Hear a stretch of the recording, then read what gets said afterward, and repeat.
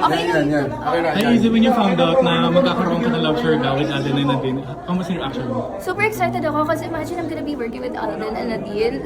I was so happy to hear that news. Kahit kung like whatever role that was, like I'd be happy to take it. Kamusta yung dynamics? Sino ba yung mga ka-eksena mo halos? Si Alden Usually ba? yung ka-eksena ko is si Kuya Alden, si Ate Nads, at si Vince. Kami apat most of the time yung magkasama.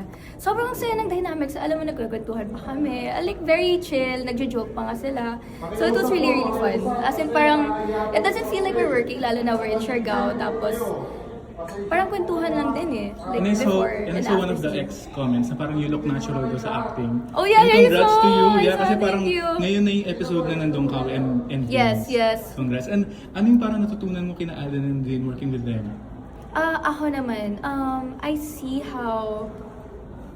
saw how sobrang focus sila. Like, di ba, pagka-start ng action, work. Pero pagka-cut, nagjo-joke-joke na sila. So like, parang they know, like they have so much discipline. And so, like parang role model talaga sila when it comes to acting. And like, I like how they act. Like, it's so natural. Kasi at first, honestly, I need to go through more workshops pa.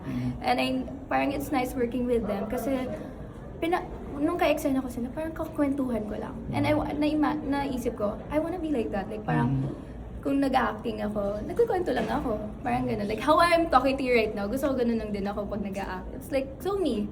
Yeah. And you have that potential. Congrats. Thank you, thank Pero you. Stacey, ano pa yung mga ilo-look forward mga fans and viewers ng Love Siargao sa character mo dito? Also, Love Siargao. I think, were you able to watch yung episode today? Yung episode Ako 11? updated ako because I have an app sa Oh, okay.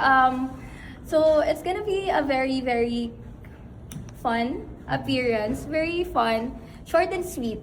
That's what I would say. So yeah, abangan niyo na lang, panoorin niyo. I don't wanna spoil anything, mahilig ako mag-spoil. Congrats. Thank you.